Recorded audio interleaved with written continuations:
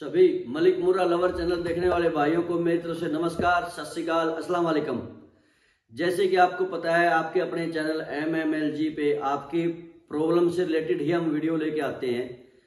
तो आज का जो टॉपिक है बहुत खास है। वीडियो में स्टार्टिंग से लेके आप लास्ट तक बने रहिएगा। स्किप करोगे तो फिर वही आप मेरे पास कॉल करोगे और वो आपके लिए बढ़िया नहीं है। तो कोई आप में से किसी भाई का, अपने चैनल के व्यूअर का कोई कमेंट था, चिन्नू पुंडिर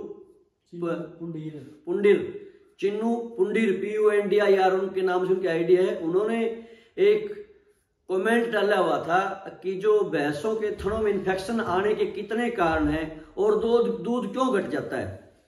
तो हमने इसी के ऊपर आज का जो है टॉपिक लिया है और बड़ा अहम टॉपिक है ये। बाकी इन्फेक्शन के ऊपर तो वीडियो डली हुई है, बहुत सारी वीडियो डली हुई है। थनैला की हम बात करें तो कम से कम 4-5 आप लोगों के आग्रह करने पे नए व्यूअर जुड़ जाते हैं, तो हमने दोबारा रिपीट की हुई है, इन्फेक्शन की वीडियो डाली हुई है। तो आज का जो कारण है, जो टॉपिक है, भैंस के थनों में इन्फेक्शन होने का कारण, थनैला भी इसी को बोलते हैं, इन्फेक्शन भी इसी को बोलते हैं, जिसको आप चिंगारिया बाव बोलते हैं, वो भी इन्फेक्शन का एक पार्ट होता है, बहुत खतरनाक स्टेज होती है वो। तो इसके बहुत सारे कारण होते हैं इन्फेक्शन होने के।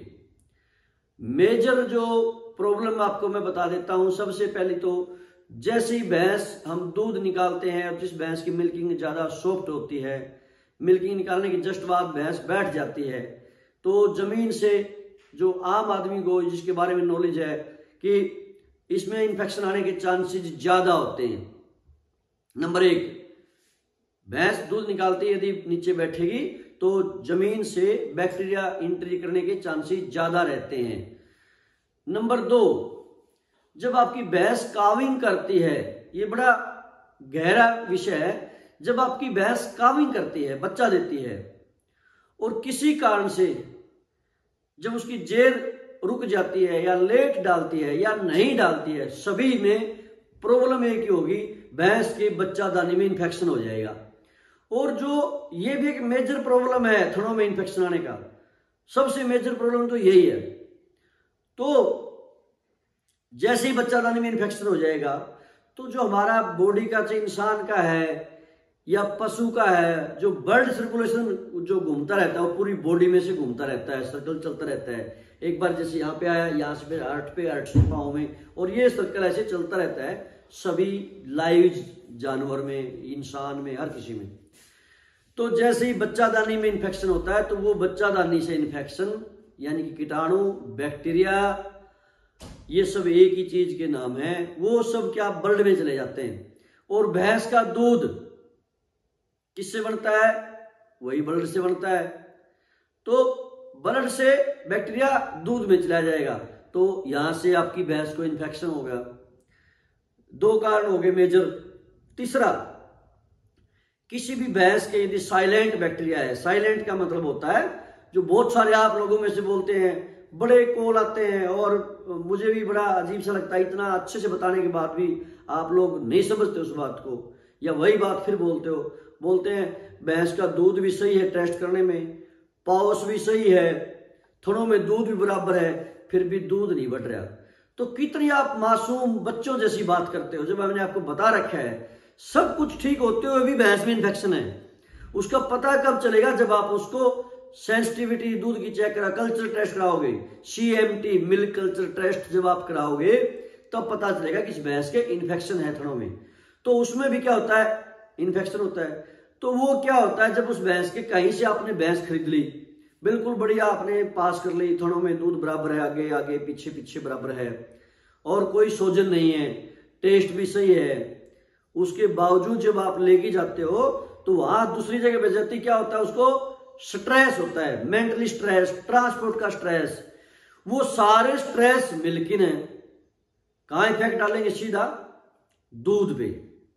अब आपको चारे का तो पता चल गया, भैंस चारा नहीं खा रही, उसको तो आप बोल दोगे हाँ ओपरा करगी।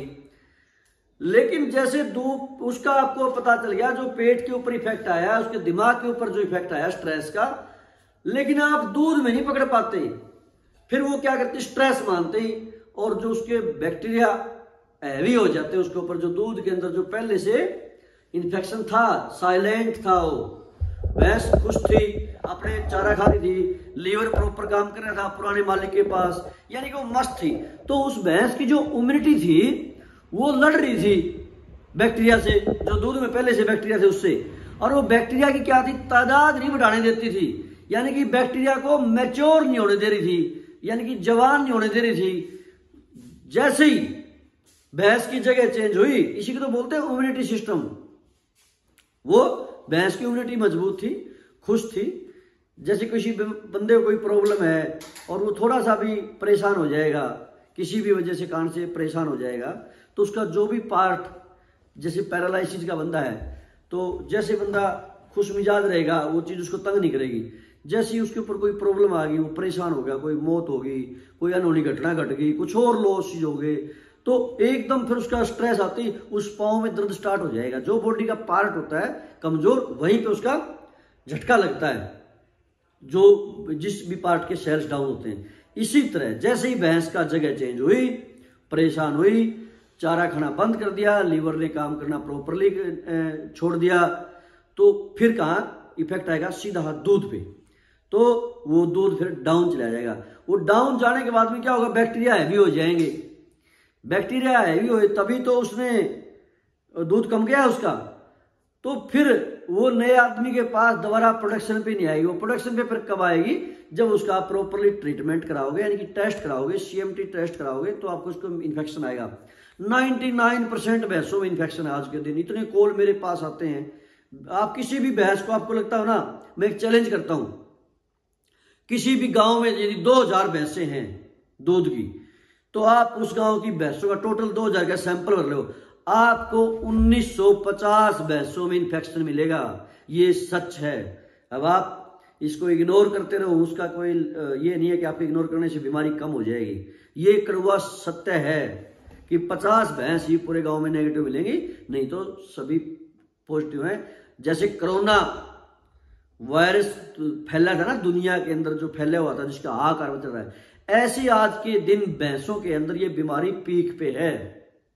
और ऐसे बहुत सारे एग्जाम्पल हैं, कुछ भाइयों के मैं नाम नहीं लेना चाहता, जिन्होंने मेरे से डिस्कस किया और अपने, जब उन्होंने पशुओं का अपने आप को वो समझते थे कि हाँ हमें नॉलेज है, हमें ये डालते हैं वो डालते हैं। मैंने कहा भाई नॉलेज है तो फिर दूध क्यों नहीं ले पा रहे, इतनी नॉलेज है तो दूध निकालो ना भैंस से आप। तो जैसे ही फिर उन्होंने, हमारे लोग सामने नहीं अपनी हार मानते, बाद में फिर हथियार डालते हैं। जैसे ही उन्होंने अपनी भैंसों का टेस्ट करवाया और सभी भैंसें इन्फेक्टेड मिली, तब उन्होंने फिर उसका इलाज किया। और जब वो आए, वो फिर बोलते हैं मलिक साहब आप सही कह रहे थे, लेकिन वो लोग पब्लिकली वो बातों फिर भी शेयर नहीं करते। अगर हमारे साथ ऐसा हुआ था और ऐसा था, वो ईगो लगाओ, कुछ लगाओ, या अपने आप को ज्यादा स्मार्ट समझना उन लोगों का लगाओ, लेकिन सच्चाई ये है। तो इस कारण से भी, स्ट्रेस के कारण से भी भैंस का प्रोडक्शन जो है, जो इन्फेक्शन है, सक्रिय हो जाता है और बैक्टीरिया पीक पे चला जाता है। अब ये भी कितना, इनका साथ में क्वेश्चन था, दूध कम क्यों हो जाता है। अब आपको कोई बोले किसी को अटैक आ गया, बोले वो मर क्यों गया, आपको ये बताया कि अटैक आ गया, अटैक से मर गया, फिर भी आप कह रहे हो क्यों मर गया, तो ये एक अजीब सी बात नहीं होगी। किसी को कैंसर है, लास्ट स्टेज का कैंसर है, कैंसर से मर गया। किसी को स्नेक बाइट हो गया और फिर वो क्यों मर गया बंदा, अरे स्नेक ने काट लिया, मर गया, जहर हो गया, बॉडी के अंदर कैंसर था, टोटल जो सेल्स थे उनको डैमेज कर दिया, मर गया बंदा। इसी तरह जब भैंस के थनों में इन्फेक्शन होगा तो दूध की तो आप कल्पना ही छोड़ दो, दूध ही तो कम होगा, और क्या है रीजन इसका, तो इसलिए दूध कम होता है। तो वीडियो को यदि आपने अच्छी तरह ध्यान से देखोगे और सुनोगे तो शायद आपका सारा अंधकार खत्म हो जाएगा। किसी डॉक्टर के आगे या कुछ आपको चिल्लाने की जरूरत नहीं है और कोई अंधेरा नहीं रहेगा। इस वीडियो को यदि ध्यान से देखा है तो आप आराम से अपने पशु का टाइम रहते इलाज कर सकते हो, पूरा दूध ले सकते हो। धन्यवाद। आपके दिमाग में कोई ऐसी ही कोई बात है तो आप कमेंट के माध्यम से बता सकते हो, और वीडियो अच्छी लगी तो ज़्यादा से ज़्यादा लाइक करें और शेयर करें। धन्यवाद।